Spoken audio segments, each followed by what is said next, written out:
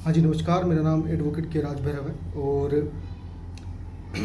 Media में एक तरह का परसेप्शन बनाया जा रहा है कि मोदी जी जो है 2024 के अंदर 400 सीटें जीत कर आएंगे। मैं स्टाम्प पेपर लिया मैं लिख के दे सकता हूँ, मोदी जी और बीजेपी को 2024 में 400 सीट नहीं मिलेगी। और यदि 400 सीट मिली तो ये मेरा स्टेटमेंट है कि मैं कभी ज़िंदगी के अंदर दोबारा वकालत नहीं करूँगा। नहीं जीत सकते 400 सीट, बहुत बड़ी बात होती है 400 सीट जीतना। अच्छा, इस तरह का जो है चुनावी नारा क्यों दिया जाता है? क्योंकि एक तरह का माहौल बनाया जा सके, एक तरह के परसेप्शन क्रिएट किया जा सके कि साहब भारी भरकम बहुमत से जो है कोई भी पॉलिटिकल पार्टी जीत रही है। इसी तरह के चुनावी नारे बंगाल में भी दिए गए थे और बताया गया था कि साहब बंगाल में बीजेपी चुनाव जीत रही है, लेकिन बीजेपी ने चुनाव बंगाल में हार गई। अच्छा, एक पॉइंट और है, सबसे महत्वपूर्ण बात यह है, कुछ लोग बोलेंगे कि अच्छा तू तो जो है कांग्रेसी है।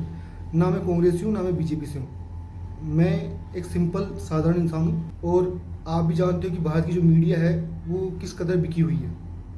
सच्चाई ये है कि मोदी जी 2024 में 400 सीट नहीं जीतेंगे। हालांकि चुनाव जीतने के लिए और सरकार बनाने के लिए 272 सीट ही काफ़ी है। और मैं यहाँ तक बोल रहा हूँ, यदि बीजेपी 200 से 250 के बीच में सीट लेकर के आती है तो भी मोदी जी प्रधानमंत्री बन रहे हैं। हमारे देश में क्या पॉलिटिकली लोगों को समझ इतनी है नहीं जितनी होनी चाहिए। क्यों?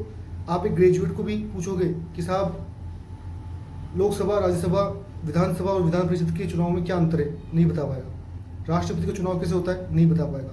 और सबसे बड़ी बात, मोदी जी इसलिए चुनाव नहीं जीत रहे कि मोदी जी बहुत अच्छे लीडर हैं। मोदी जी चुनाव इसलिए जीत रहे कि सामने जो है ढंग की अपोजिशन नहीं है, सामने कोई ढंग का लीडर नहीं है। ठीक है, ये सच्चाई है, चाहे आप इसे माने चाहे आप इसे न माने, ये सच्चाई है।